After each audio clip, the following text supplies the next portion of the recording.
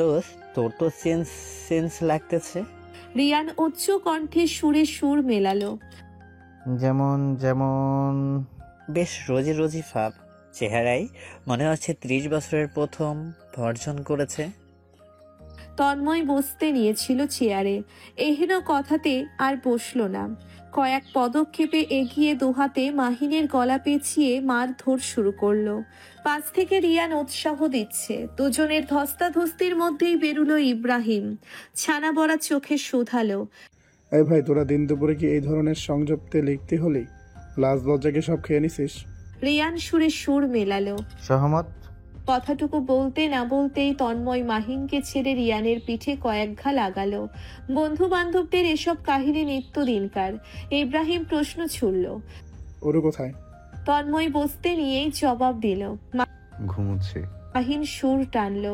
ঘুষে? কিন্তু কেন? তন্ময় চোখ রাঙালো। Mahin, you stop right there, full stop, একেবারে। বাতাসে যেভাবে গাছের পাতা নাচে ঠিক সেভাবেই মাহিন কাঁধ নাচালো চমৎকার ভঙ্গিমায়, মুখ চালালো বদমায়েশি ইশারায়। আমরা বললেই কালা, তুমি করলেই ফালা। তন্ময় দাঁতে দাঁত পিষে বলে ওঠে। স্কাউন্ড্রেলের মতো একই ব্যাপার নিয়ে পড়ে আছিস কেন? থাম এবার। মাহিন হোঁচট খেলো যেন গুরুতর। আমি স্কাউন্ড্রেল? তন্ময় নাক সিটকালো, নির্বিকার গলায় প্রত্যুত্তর করলো। না, তবে মুখ চলতে থাকলে হতেই পারিস। মাহিন দানবের মতন শব্দ করে হাসলো। এগিয়ে এসে তন্ময়ের উস্কো খুস্কো চুলগুলো এলোমেলো করে জানালো। I don't care. তন্ময় মাথা ঘামালো না, দুহাতে চুলগুলো পরিপাটি করে ফেললো 2 ধাপে। রিয়ান এই মুহূর্তে অতিমাত্রায় অস্বাভাবিক শান্ত, চেয়ারে বসে গুনগুন করছে নিজ মনে। তন্ময় নির্বিকার চোখে একবার দেখলো আপাদমস্তক। আশ্চর্য হলো বটে, আগ বাড়িয়ে ঝামেলা পাকাতে চাইছে না। এই তো দারুণ ইমপ্রুভমেন্ট, তন্ময় ভাবলো প্রশংসা করবে। মুখ খোলার পূর্বেই আচমকা কণ্ঠ দমিয়ে রিয়ান শুধালো। দোস্ত, দিন দুনিয়া আজ একটু বেশি চমকাল লাগছে তোর। মনে হচ্ছে না স্বর্গে আছিস, যেখানে রং বেরং এর ফুল উঠছে, মৌমাছি মধু খাচ্ছে, মাধবীলতা। তন্ময় গিলে নিল প্রশংসাটুকু, চোখ রাঙালো কঠিন ভাবে। বিরক্ত হয়ে উঠে দাঁড়ালো, ওদের ফেলে ভেতরে রওনা হলো। এদের সামনে থাকা আর ধৈর্যের পরীক্ষা দেওয়া একই ব্যাপার। মাহিন গান ধরলো। ও বন্ধু, তুমি কই কই রে, এ প্রাণও বুঝি যায় রে, ও তুমি ছাড়া বাঁচি না। মৃদুল হাওয়ায় হেলে দুলে চলেছে কৃষ্ণচূড়া গাছের লতা পাতা। মগডালে বসা পাখি ছোড়াও তালে তাল মিলিয়ে দুলছে আদুরে ভঙ্গিতে। ঝরে পড়েছে কৃষ্ণচূড়া ফুলগুলো, কয়েকটি ফুল হাওয়াতে ভেসে এসে ছুঁয়েছে বারান্দার জমিন। গাছের পেছনেই সূর্য বসেছে, গাছের ফাঁক ফোকর দিয়ে দীপ্তি ছড়াচ্ছে প্রাঙ্গণে। বারান্দায় একটি সেকেলে কাঠের চেয়ার পাতা, সেটির কয়েকটি জায়গা ঘুনে খেয়েছে। ওরও সেই চেয়ারটিতেই বসেছে, 2 পা বুকে জড়িয়ে, মাথাটা হাঁটুতেই এলিয়ে রেখেছে খুব আনমোনা ভঙ্গিমায়। চাপা স্বরে গুনগুন সুরে গান গাইছে, একটি সেকেলে বাংলা গান। গানটার নাম তন্ময় জানে না, তবে পূর্বে শুনেছে বোধহয়। গাঢ়ভাবে কান পাততেই 2টো সংলাপ শুনল। একটুখানি দেখো, এখন কথা রাখো, ভালোবাসা একবার তুমি বুকইয়া ডাকো। গোধূলির সময় তখন। নিভৃতে নির্জনে বসা সূর্যের সোনালি রশ্মি অরুর শরীর ছুঁয়েছে। কালো চুলের বাহার পিঠ জুড়েছে, মুখের একটি পাশ চুলে ঢাকা, চোখ জোড়া বন্ধ। ওর গায়েতে তখনও তন্ময়ের সুডৌল দেহের কালো শার্টটি, ঢোলা একটি সাদা প্যান্ট পরনে। প্যান্টের ভেতরে হারিয়েছে পায়ের পাতাচোরা। মিনিট খানেক হবে তন্ময় এসে দাঁড়িয়েছে কৃষ্ণচূড়া গাছটার সামনে। সুস্পষ্ট শুনেছে অরুর হাস্য উজ্জ্বল কণ্ঠের সুর। এবেলায় কয়েক পা এগোতেই পুরুষোত্তম পাতলে শুকনো পাতার স্পর্শতেই খসখসে শব্দ হলো। নীরবতা ভাঙল। অরূপ তখন তড়িৎ মাথা তুলে চাইল, তন্ময়কে দেখতে পেয়ে মুখ ভরে হাসল। হেমন্তের বিকেলের গোধূলির মতন দেখতে সেই হাসি, যা দেখেই শান্তিবোধ করে তার মন প্রাণ। জড়িয়ে আসে নয়ন যুগল, ধুকপুক করে অন্তর। ঘাসের ওপরে অবলীলায় পড়ে থাকা পাতাগুলো পিষে সামনে এগোয় তন্ময়। আশেপাশে বসে কোলাহল তোলা পাখিগুলো এ যাত্রায় আতঙ্কে ছটপটিয়ে উড়ে পালালো। বসলো অদূরের নারিকেল গাছটার সুউচ্চ মগডালে। বারান্দার কাছাকাছি এসে কাঠের রেলিং ঘেঁষে দাঁড়ায় তন্ময়। চাইলেই সে লাফিয়ে উঠে যেতে পারে বারান্দায়, অরুর একেবারে কাছে, ঠিক পাশে। তবে তা সে করল না। সেভাবেই দাঁড়িয়ে দেখলো দুহাত দূরে বসা অরুকে।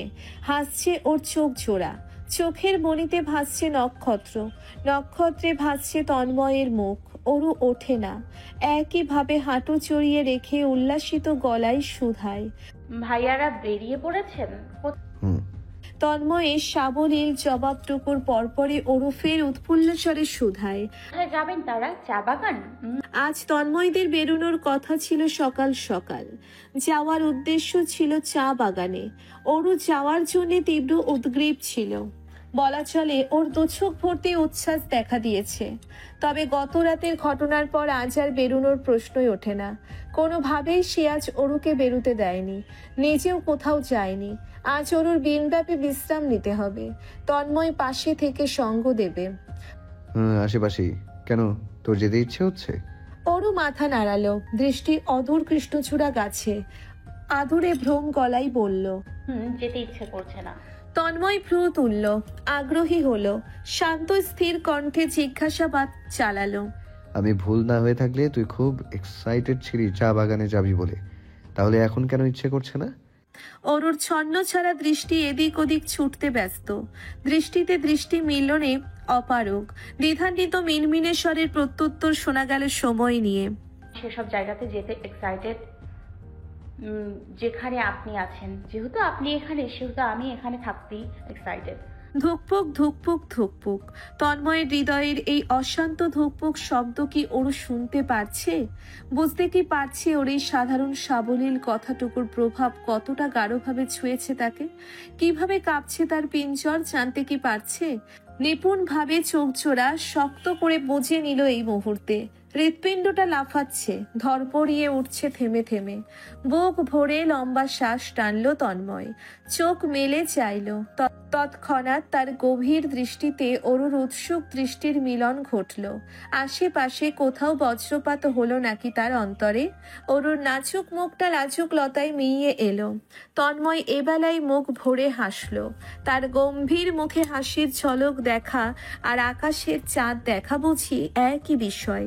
না হলে অরু এত আশ্চর্য হবে কেন? ভ্যাবলার মতন চেয়েই বা রবে কেন? তন্ময় লাফিয়ে বারান্দায় উঠে পড়ে। অরু শটান দেহে বসেছে এবারে। তন্ময় ওর সামনাসামনি এসে দাঁড়িয়েছে।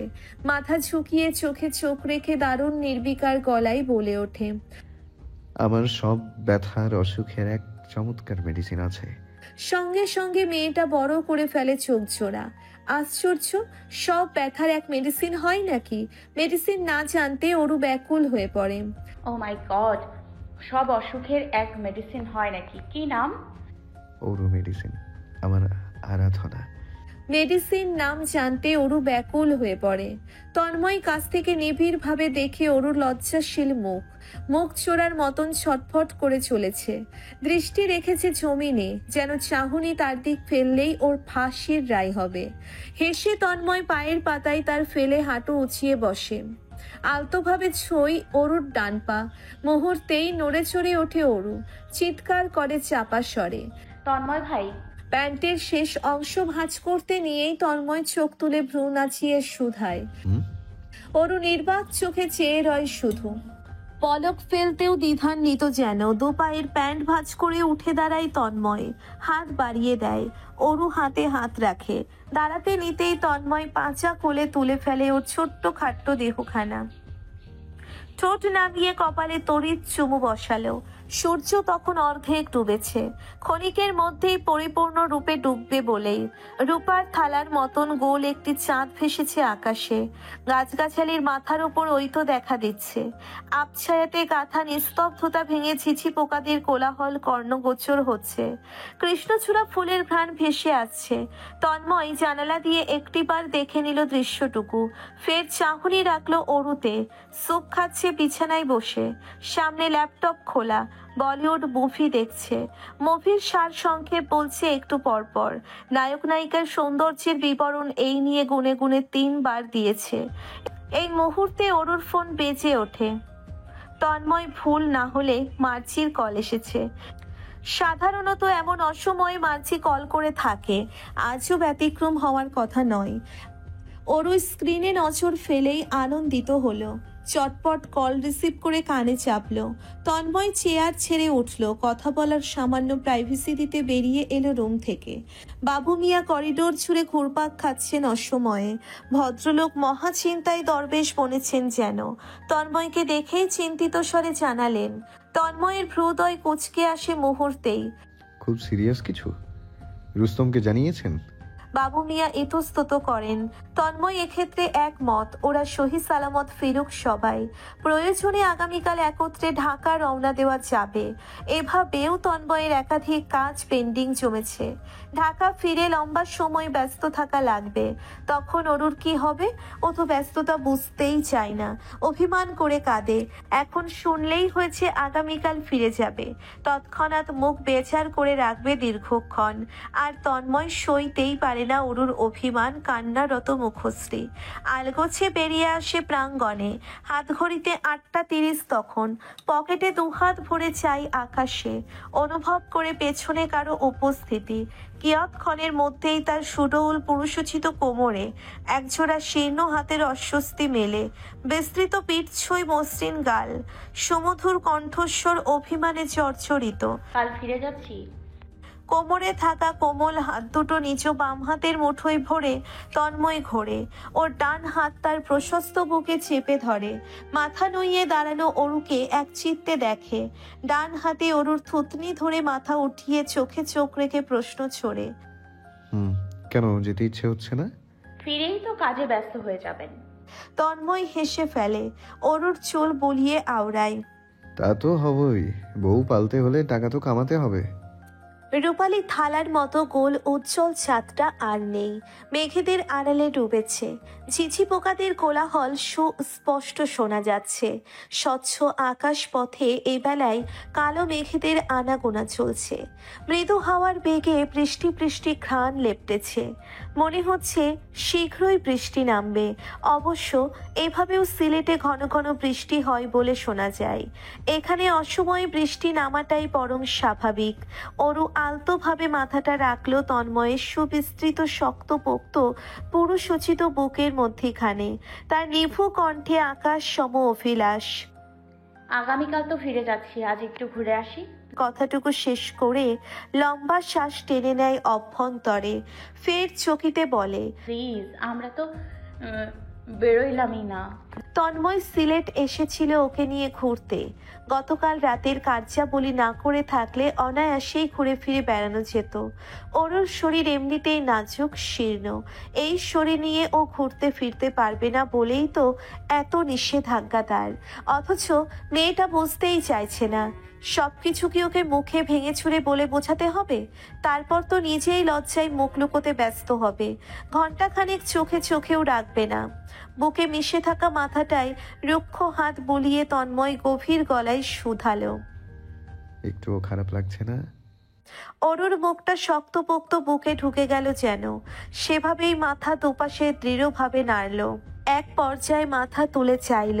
ওর লাজুক গাল দুটো তখন বৃষ্টির স্পর্শ পাওয়া সবুজ পাতার মতন সতেজ।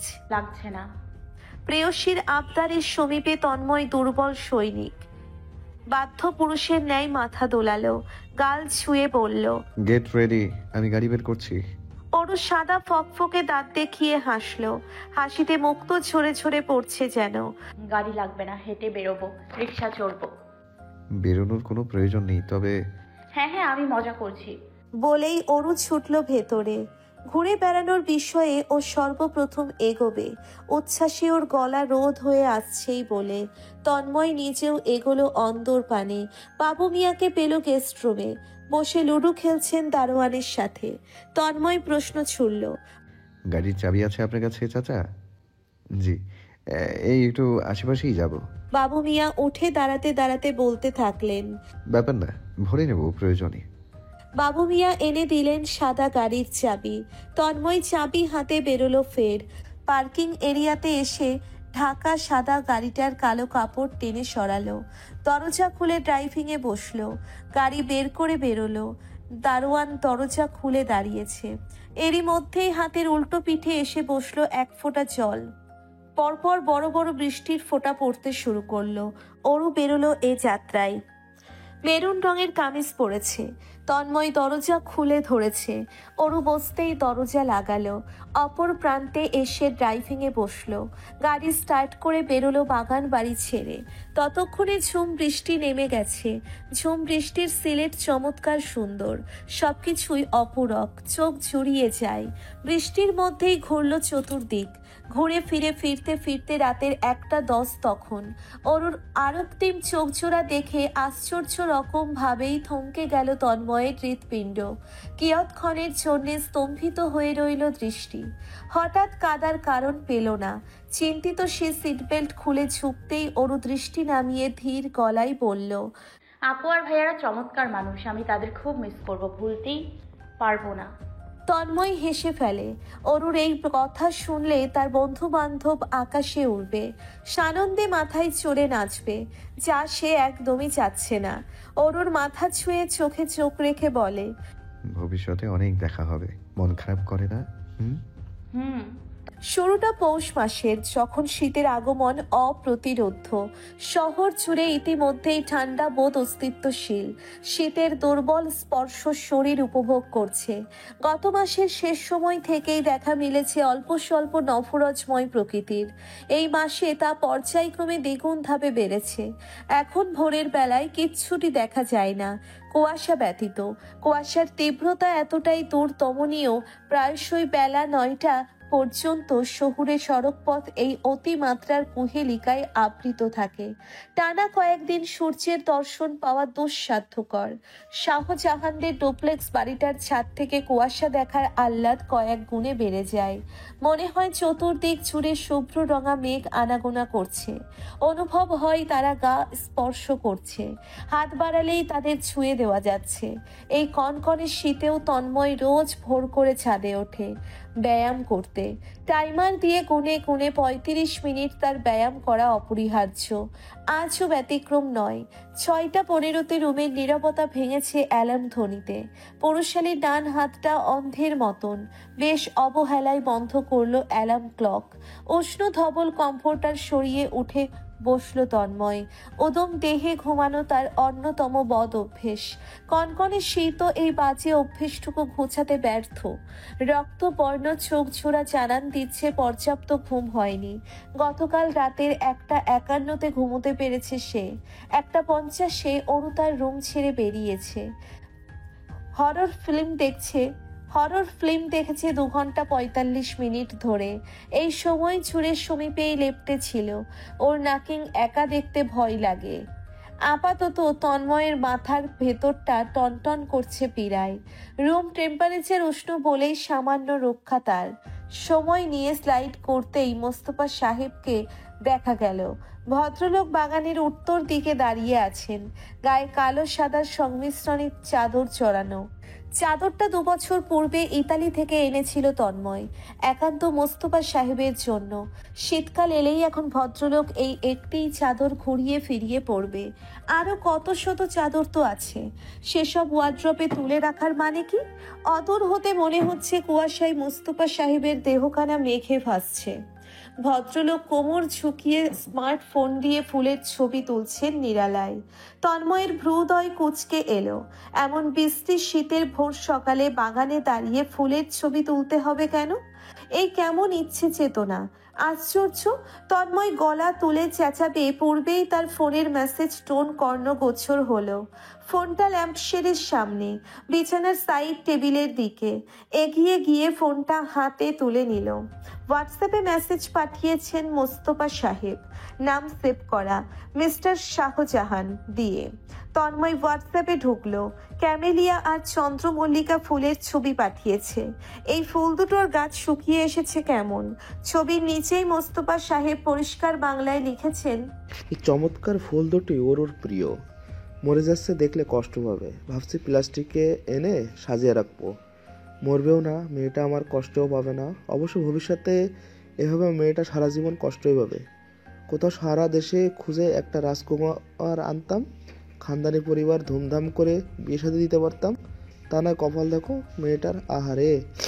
কে বলবে এই ভদ্রলোক তার পিতা মহাশয়? মনে হচ্ছে দূর সম্পর্কের শ্বশুর। সাত সকাল বেলাতে তন্ময়ের মুখের ভিতরটা তেতো লাগলো।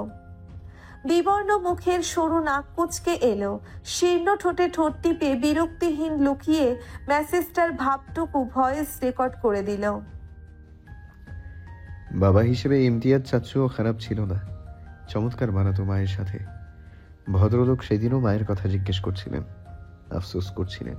আহারে, মেসেজটার জবাবটুকু ভয়েস রেকর্ড করে দিল।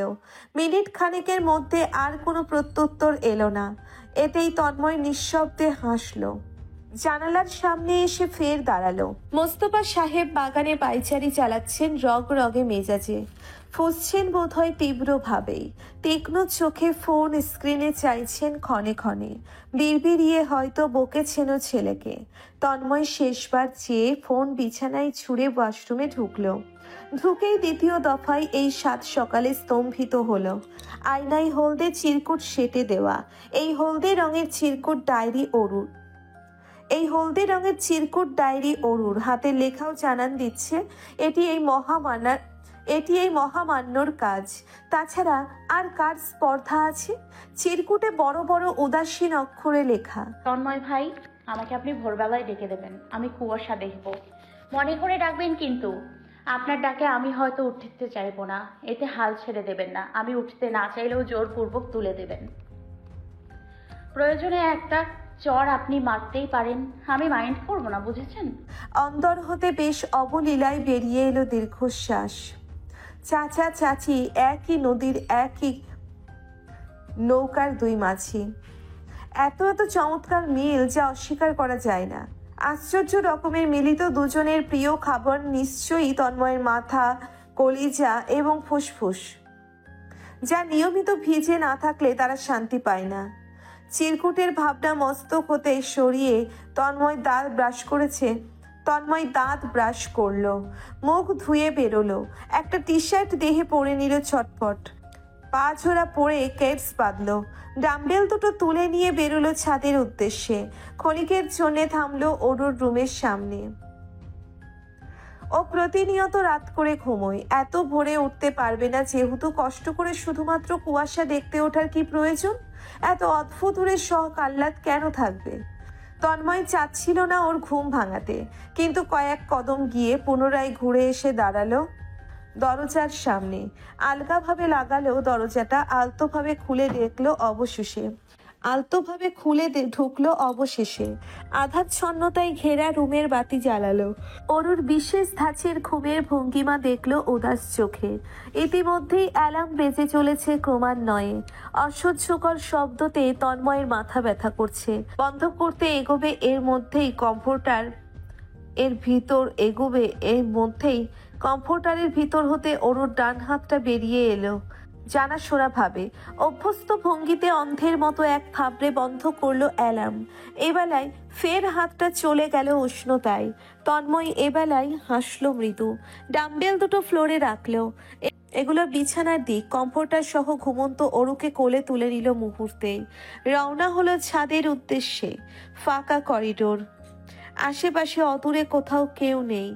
সিলেট থেকে ফেরার পর হতেই অরু তার সাথে থাকতে স্বাচ্ছন্দ্য বোধ করে। একই রুমে তারা কবে থেকে থাকতে পারবে তা নিয়েও এর 100 প্রশ্ন। তন্ময় বিষয়টা এতদিন ধরে এড়িয়ে বেড়াচ্ছে। গতকালও তার রুমে থাকার জন্য অনেক সময় ব্যয় করেছে মেয়েটা। শেষ পর্যন্ত ওকে নিজের রুমে যেতে বাধ্যই করেছে তন্ময়। বাধ্য না করেই বা উপায় কি? অরু তাকে জড়িয়ে ধরে আমোদেই ঘুমোতে পারে, কিন্তু তন্ময় তো পারে না। মনে হয় দেহের সাথে আগুন লেপটেছে। শরীরের অঙ্গ প্রত্যঙ্গ উত্তেজনায় বিদ্রোহী হয়ে ওঠে। এসব এই বাচ্চা মেয়েকে কি বোঝাবে? অরুর নরম তপ্ত শরীর মৃদু কেঁপে কেঁপে উঠছে। তন্ময় ওর নাজুক দেহখানা ঘনিষ্ঠভাবে আষ্টে পৃষ্ঠে জড়িয়ে রাখলো বুকের কাছটায়। দেখলো ঘুমন্ত মুখটা, ডাকলো গাঢ়ভাবে ধীরে স্বরে, অরু। মুহূর্তেই অরুর প্রত্যুত্তর আসে না, তবে হাত দুটো জানাশোনা অভ্যস্ত ব্যক্তিকে দুহাতে জড়িয়ে ধরে তন্ময়ের ঘাড়, মুখটা ঘাড়ে গুজে অরু বিড়বিড়িয়ে ওঠে। ছাদের দরজা পেরোতেই দমকা ঠান্ডা হাওয়া ছুঁয়ে গেল। দাঁড়িয়ে উঠল অঙ্গ প্রত্যঙ্গের এক একটি পশম। অরু গোঙালো, শীতের তীব্রতায় কাঁপলো পেলব ওষ্ঠজোড়া। পাতলা কমফোর্টার এই কনকনে শীতের মোকাবেলা করতে অক্ষম। দাঁতে দাঁত লেগে যাচ্ছে অরুর। কাঁচা ঘুম ভাঙানের ফলস্বরূপ রক্তবর্ণ চোখ জোড়ার দুর্দশা। চেয়েই ভ্যাবলার মতো ভালোভাবে সময় নিয়ে তন্ময়কে দেখল। তারপর চতুর্দিক কুয়াশা তাদের ঘিরে আছে। মুখ খুলে শ্বাস নিলেই ধোঁয়া বেরুচ্ছে। তন্ময়ের লম্বা নাকটা লাল, দেখতে বেশ লাগছে। অরু হাত বাড়িয়ে ছুঁয়ে দিল উঁচু নাগের ডগা। আধভাঙা গলায় বলল, আপনার নাক লাল হয়ে গেছে তন্ময় ভাই। তন্ময় ডান ভ্রু নাচালো। নিজেকে দেখছিস? সম্পূর্ণ মুখটাই লাল। দেখা হয়েছে? শেষ? কি বললেন? ভালোভাবে দেখলামই না, নামান আমাকে। তন্ময় নামালো না, নির্বিকার ভাবে বলল, জুতো আনিনি। লাগবে না, কিছুক্ষণের জন্যই তো। অরুর সাহসী জবাব। তন্ময় পরপরই নামিয়ে দিল বরফের মতো তীব্র ঠান্ডা ফ্লোরে। পায়ের তলা ফ্লোর ছুতেই অরুর মুখের রং বদলালো দারুণভাবে। ইতস্তত চোখে চাইল তন্ময়ের দিকে। তন্ময় সাবলীল চোখেই চেয়ে আছে। অরুর থমথমে বুকটা। বোকার মতো হাসার সামান্য চেষ্টা করে। তন্ময়ও ওর দুর্বল হাসিটুকু দেখে ক্যাটস খুলে দেয় পায়ের। পরে নে। অরু দ্রুত মাথা নাড়ালো। পড়বে না, মুখ বলে ফটাফট। লাগবে না। তন্ময় সুগভীর চোখে তখনও চেয়ে। অরু আল গুছে বড় জুতো জোড়া পরে নেয়। তার ছোটখাটো পা দুটো সমুদ্রে ডুবলো যেন। দেখা সাক্ষাৎ নেই, জুতো পরে ভালোভাবে দেখলো এক পলক। পরপর হারালো কুয়াশা নামক মেঘ রাজ্যে।